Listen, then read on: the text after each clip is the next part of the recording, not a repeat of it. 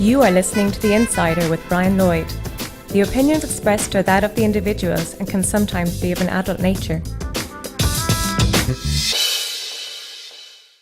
On today's Insider podcast, we're talking to Mark O'Halloran and Paddy Breathnach. Mark O'Halloran previously wrote Garage with Lenny Abramson. He's done tons of plays, tons of Irish films, very well known writer.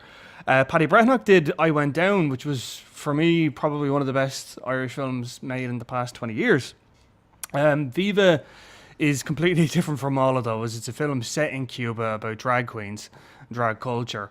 And it's a very, very interesting film. I talked to both of them about, first off, setting it in Cuba. Was that originally the concept behind it?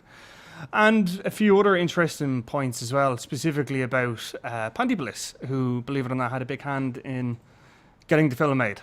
So here it is. I suppose my first question, Mark, is when you were writing this, did you originally envision it being set in Cuba? Was it always set in Cuba, or was it something that could have been written anywhere else? It was always set in Cuba, and that was kind of the adventure of it.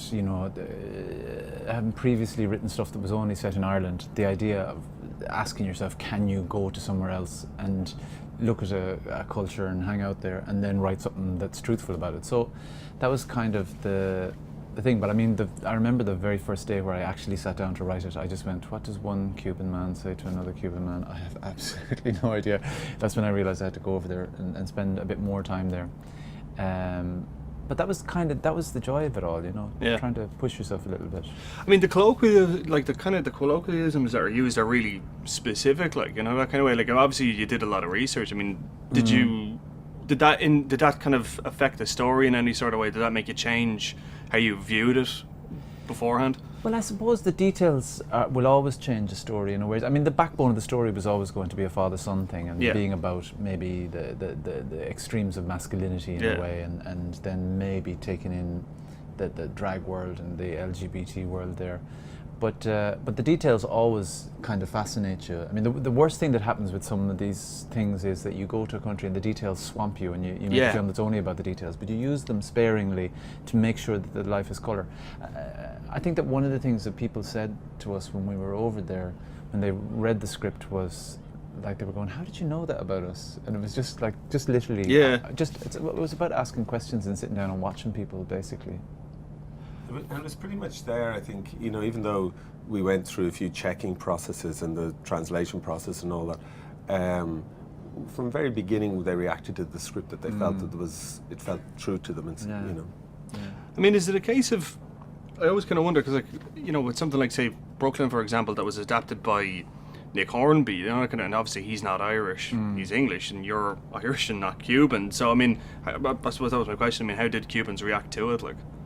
Well, I went over there for the screening of it at the Havana Film Festival, and I was absolutely terrified because they're a very vocal audience and they're great cinema goers, and there was 2,000 people in the cinema to watch it, and I thought, I'm going to get lynched after this. But they reacted incredibly strongly, and I think we knew that it was okay because the actors were very honest with us. We knew from even early in production, the script and everything, there was a sort of sense that we hadn't stepped on any landmines in it, But also then, once the film was cut, we showed it to the actors. So before even the public screening, there was a screening for actors over there, and they reacted very, very strongly and very well. So we sort of, not that you never fully know what's going to happen, but we knew there wasn't any sort of, incredible faux pas. Or any kind of, With, just in terms of the choice of cinematography, because you mentioned there, life is colour, and it's a very kind of colourful film. And, you're coming from Ireland, which, as we know, is so drab 90% of the time. Is there ever a fear that, it's going to, the colour of it is kind of, I don't know, drown you or something like that, that kind of, that you have to fit so much of it into the camera, that kind of thing? Yeah, well, there is a sense in a lot of films that are made over there, there's a sense that they almost double up on that colour, that they try to tell the colour again when it's just there already. So it was a sort of, I suppose, the style that we set out to do is in a very naturalistic style, and also just the resources that we had to make it. We weren't going to completely reinvent, rebuild places, build sets. We were using places that existed. So it sort of suited and maybe a more naturalistic, let's say authentic view of that place in how it came across visually, let's say. And I think, I suppose the attention, and like I definitely had a sense that all that colour and all that vibrancy was going to seep through. One way or the other. Yeah, so really it was about paying attention to the characters and being with them and how we move with them. That was the most thing that I talked about a lot, mainly. Actually, on that, I mean, it was so well cast. Like, I thought, like, the father and the son, like, it was very, very natural. Like, and well, I say natural in the sense of, like, you would believe that the two of them had this long-standing relationship with one another. But I mean, I suppose for you, did you change dialogue in any kind of way when you met them? And for you, I mean, was there anything you saw in the casting process that thought, yeah, definitely the two of these? Well, I went out for just, again, because the resources were tight, I went for a 2-week casting period beforehand. I'd already decided that I wanted to have Jorge Perugaria in it, because I'd seen him in Strawberries and Chocolate and I'd researched his work. And then quite quickly I found Hector. He was the first person to come in and audition. So once I had those two, I kind of felt I knew where you were going. The base of it. The big dilemma, I suppose, in casting came about, in terms of the drag performers, I always had a sense that, I wanted to try and cast some real performers in that. And for the mama role, for a long time, I tried to cast a drag artist, in fact, a particular drag artist that I wanted to have in the film. And it just became clear to me that in some way, if I went with that level of naturalism, I would have been sitting on something in the story, in the script, and in the potential film that could have come out of it. So, and I was really lucky that we were able to audition Luis Alberto Garcia, who's like this fabulously well-known actor in Cuba and beyond. And so that, I cast him. But that was the dilemma, how much to go with actors or how much to go with non-actors or drag artists. And I suppose I probably went a little bit further towards actors than I had originally thought I was going to. I mean, was that just because, like, again, you're talking about resources, because, like, if it was a drag artist, you would have had to work with them more heavily to get the emotionality of a scene? No, it was largely because I wanted, it was very important to me to get the quality of the singing performances and the music performances. And that, I wanted to preserve that as much as possible, because that was one of the things that I got the idea from originally to do the film, was that I really loved that. And when I was auditioning them, I just felt I wasn't getting the relationships and the nuances from the script.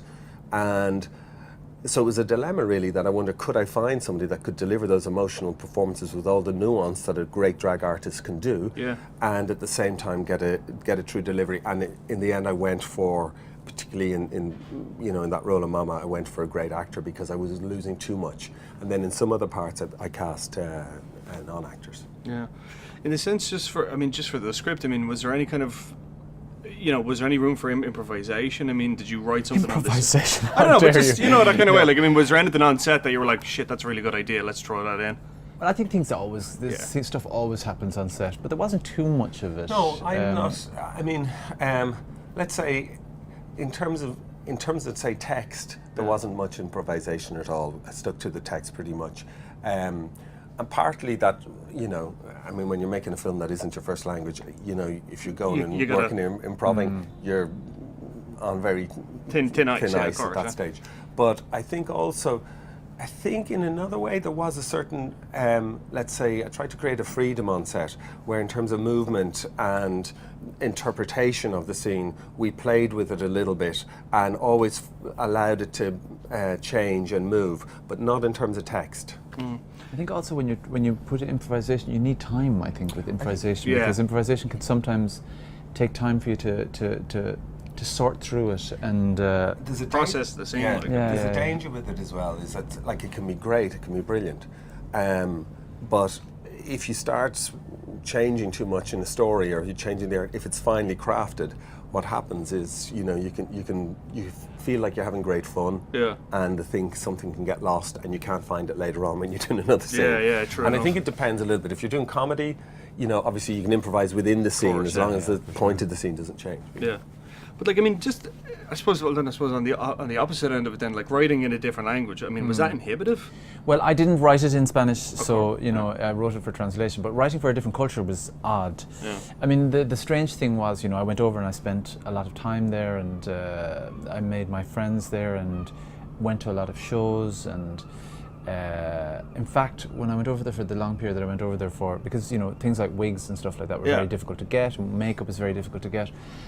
So Panty Bliss does be a friend of mine, and I said to her, "Do you have any spare wigs that you could lend me? Not lend me, give me, actually." Yeah. And Panty gave me a bag of like 25 or 30 wigs, which I brought to the island, and I was the king of the queen. So it was like my instant let into that thing. So I was allowed into that scene a bit, and hung around and watched the shows. And so the wigs that are in the film are Panty's not in wigs? the film, I don't think, but I'm sure that Panty's wigs are still doing the rounds. Oh yeah, in Havana Cuba, somewhere. yeah.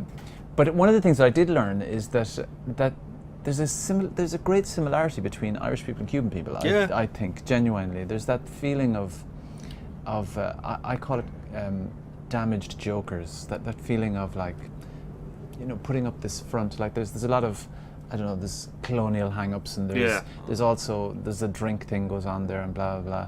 But the way that they cover up any pain that they have is they dance it away, or they sing, or they love to perform for people, and in the same way that Irish people, a sing-song or a...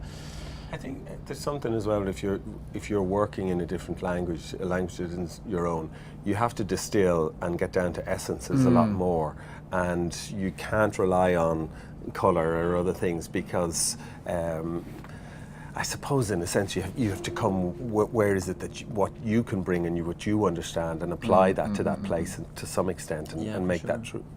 I also, I never really write that huge amounts of dialogue anyway, really, so it was good, to condensing it down. The one thing is you kind of go like, would a Cuban person do X, Y, or Z in a situation? And you have to either check with people, or you just have to observe it in life, or sometimes you have to take a punt on it and try and, after the fact, get somebody to read the script and get them to say whether that is realistic to a point. Or also, I think the world we were working in with drag artists and stuff, there is a very kind of like rich and textured backstory to a lot of the people that were involved with it, and we had researched that and talked to them. So that you're drawing on that, and you sort of, you're getting, let's say, sometimes it's sort of in margins, whatever, you're getting some extremes of emotional life and family life, let's say. And so we knew about those. And some of the stories came from the drag, like a lot of the drag queens did talk about their fathers or their relationship with their fathers, and it was a big recurring theme throughout, because it's a very macho culture, the idea that a son would want to perform or is effeminate was a big drama in people's lives, and that was... that's in the film there, and there were a lot of those are stories. I mean, a lot of the stories are come from stuff that we heard and listened to. It's kind of I suppose, in a nice thing in terms of the development of it. When we would have been researching and met people or talked about various characters that we met, it's something that we may have a sort of sense of that in the script or in the film, the nuances of a particular character that might relate to somebody else in that aspect. And that's a sort of, in a way, it's quite a good battery that you can share between a writer and director when you're going to make something, that you know the stories behind the thing, and almost with a nod and a wink to each other, you sort of understand where that's coming from. Just actually in terms of drag artists themselves, I mean, you were saying that you showed it in Cuba. I mean, were any of the drag artists that you talked to initially, they were obviously in the crowd, were they? Yeah. There was a lot of the drags that were out that particular night. And the interesting thing, I mean, the difference between drag performance here in Ireland, for instance, or even in America, and drag performances over there, is that here drag performers, there tends to be a sort of ironic detachment. They perform with a kind of ascending things up or blah blah. Over there, when they're singing it, they're meaning every single word. So they'll take a big high belter tune of and Cuban love songs are really melodramatic, and they'll get up there and they'll be meaning every single word of it. Whereas if it was a Western drag queen, I think they would go and they would send up the melodrama. Yeah, they'd be ripping the piss out of it. Yeah, they don't do that. Like, that is not the thing. There are some comedic drag queens, but they're not glamour queens. They're not dressing up in they would dress up in outlandish, almost clownish type costumes, the comedy queens. But the main body of the drag queens are there, and they're getting up because they've held the hairbrush and sung into the mirror when they were a kid, and they're out to show everybody they can lip sync to perfection, and they can hit their spot. But I mean, was the film a kind of reaction to the likes of RuPaul's Drag Race and all that sort of thing? Was it really just as in this is so No, not I mean, even, I want I to think do one of this. the things, I mean, you had seen this drag show in, where was Santa Clara? Yeah. And, Surprise. but it's interesting when you go there, the drag queens are very visible. Yeah. And there's a lot of transgender people there as well. And they live very open lives, and yet it's a very macho society, and it's very recognizably macho. So the two extremes seem to be very open and out there, and you can't kind of avoid them. The whole gay scene is dictated around drag clubs, like it's Yeah. all, and so that, you know, when, you know, as a gay man, if you go there, you know, you see a lot of drag when you're there, and so it's so open and out there that you can't help but engage with it. So RuPaul's Drag Race happened subsequent to the script being written. Yeah, and all that. so it wasn't a reaction. No, the no, idea, not at all. the idea goes back to, like, first sketch I put down was like 2001 or something like that. 2002. long ago, really, Yeah. huh? And the first draft of the script was January 2011. Or you started writing in 07 or whatever. No, I started writing in 2010, but we started Told talking me you about were it. writing in No, 07. I did not. No wonder it We took were so long. talking about it. But I sat down to write it in 2010, and then I finished it in 2011. Have we dropped the unit now? I can be a little bit slow. The funny thing about RuPaul's Drag Race is that, again, it's all about Sending comedy it up, and yeah, sending comedy, it up yeah. and blah blah. Whereas these kids in Havana, they're meaning every single moment of it, Yeah. and it's more like if you ever saw the film Paris is Burning, or you know, all that Vogue clubs and all that. A lot of those kids meant it as well. Like it's part of the Latino spirit, I think. You know? Yeah, it's very like, because I mean, yeah, you sound like they're so macho, like, and the way they do it is very strong and very like, I'm here and I don't give a shit. Like, Yeah, and yeah, it's yeah, that yeah. kind of juxtaposition is interesting. Okay, I'm getting the wrap up, so I got to leave it there. Thanks, Will. Okay. Right. Cheers. Cheers.